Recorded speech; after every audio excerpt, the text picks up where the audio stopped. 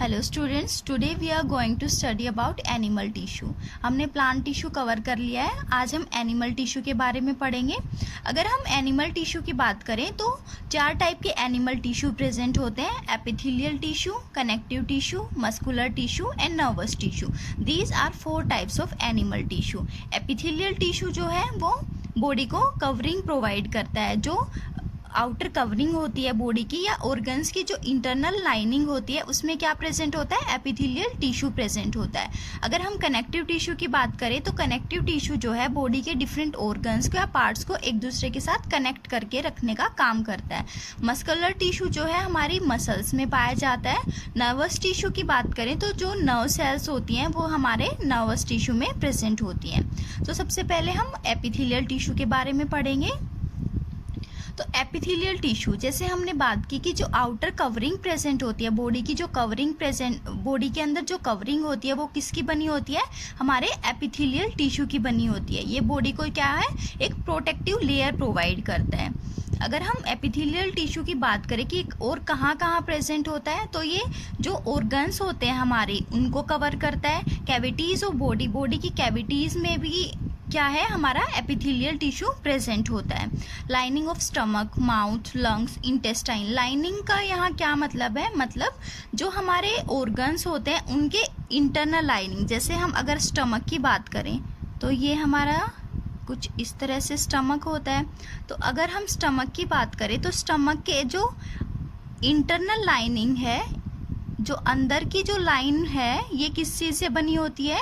ये हमारे epithelial tissue से बनी होती है। इसी तरह जो माउथ की इंटरनल लाइनिंग है, लंग्स की, इंटेस्टाइन की, ये सब किससे बनती है? एपिथेलियल टिश्यू से बनी होती है।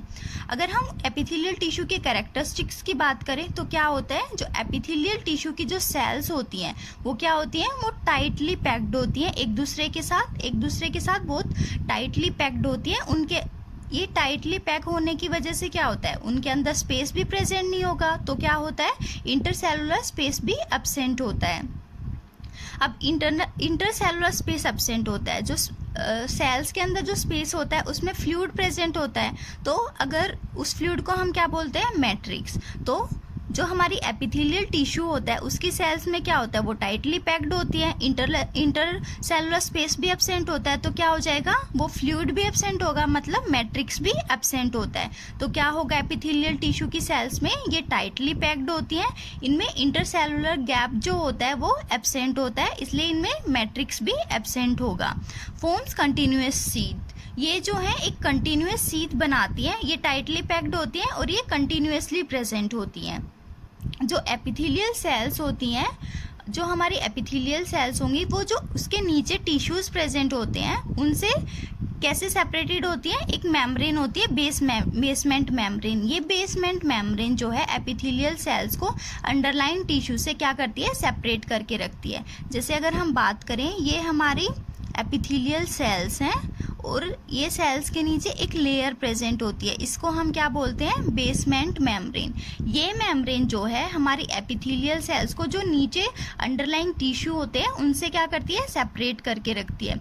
और जो हमारी एपिथेलियल टिश्यू की सेल्स होती हैं उनमें डायरेक्ट ब्लड की सप्लाई नहीं होती, इसलिए जो ये बेसमेंट मेम्ब्रेन है इसके थ्रू जो है इनमें एपिथेलियल सेल्स में गैसेस का एक्सचेंज होता है या ब्लड सप्लाई होती है।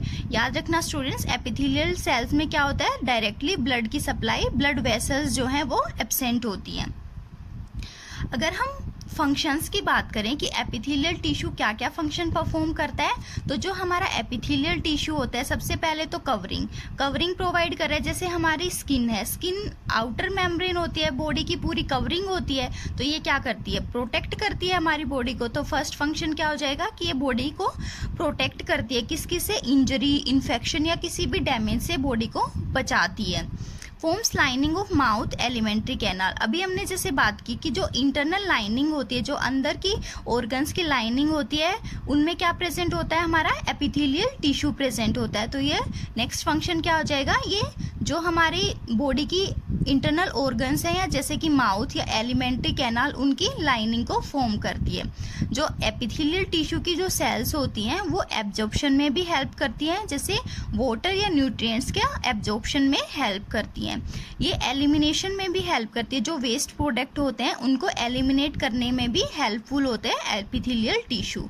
तो स्टूडेंट्स, एनिमल टिश्यू में एपिथेलियल टिश्यू क्या होता है? एपिथेलियल टिश्यू जो है आउटर कवरिंग या प्रोटेक्टिव लेयर होती है, और ये क्या करती है? ये डिफरेंट ऑर्गन्स को कवर करती है और बॉडी में जो कैविटीज प्रेजेंट होती है उनको भी कवर करती है। जैसे हम अगर स्टमक की बात करें, जैसे ये स्टमक हो गया, तो इसकी जो इंटरनल लाइनिंग है उसको कवर करके रखती है। जो हमारे माउथ की लाइनिंग को हमारी एपिथेलियल टिश्यू बनाती हैं। लंग्स और इंटेस्टाइन में क्या होता है? एपिथेलियल टिश्यू प्रेजेंट होता है। इसके क्या कैरेक्टरिस्टिक्स होते हैं? सेल्स जो है एक दूसरे से टाइटली पैक्ड होती हैं। इसकी वजह से इंटरसेलुलर स्पेस जो है एब्सेंट होगा। इनमें मैट्रिक्स भी एब्सेंट होता है। ये कंटिन्यूअस शीथ बनाती है, मतलब कंटिन्यूअसली सेल्स जो है प्रेजेंट होती हैं। एपिथेलियल सेल्स जो है जो उनके अंडरलाइंग नीचे जो टिश्यू प्रेजेंट होता है वो किसकी हेल्प से सेपरेटेड होते हैं? Basement membrane. ये बेसमेंट मेम्ब्रेन जो है एपिथेलियल सेल्स के को गैसियस एक्सचेंज में हेल्प करती हैं और ब्लड सप्लाई करती हैं। अगर हम एपिथेलियल टिश्यू के फंक्शंस की बात करें तो क्या क्या फंक्शंस हो जाएंगे? बॉडी को प्रोटेक्शन प्रोवाइड करती हैं, किसी भी अगर बॉडी को डैमेज या इंजरी से बचाती हैं। ये हमारी बॉडी की लाइनिंग, जो इंटरनल ऑर्गन्स होते हैं उनकी लाइनिंग को फॉर्म करती है, मतलब इंटरनल ऑर्गन्स की लाइनिंग हमारे एपिथेलियल टिश्यू से बनी होती है। एपिथेलियल सेल्स जो है एब्जॉर्प्शन में हेल्प करती हैं और एक्स्ट्रा वेस्ट प्रोडक्ट्स को रिमूव करने में भी हेल्प करती हैं। अगर हम एपिथेलियल टिश्यू की बात करें तो एपिथेलियल टिश्यू जो है 6 टाइप का होता है। इसके भी डिफरेंट टाइप्स होते हैं। कौन कौन से? Squamous epithelium, columnar epithelium, cuboidal epithelium, ciliated epithelium, glandular epithelium and stated epithelium.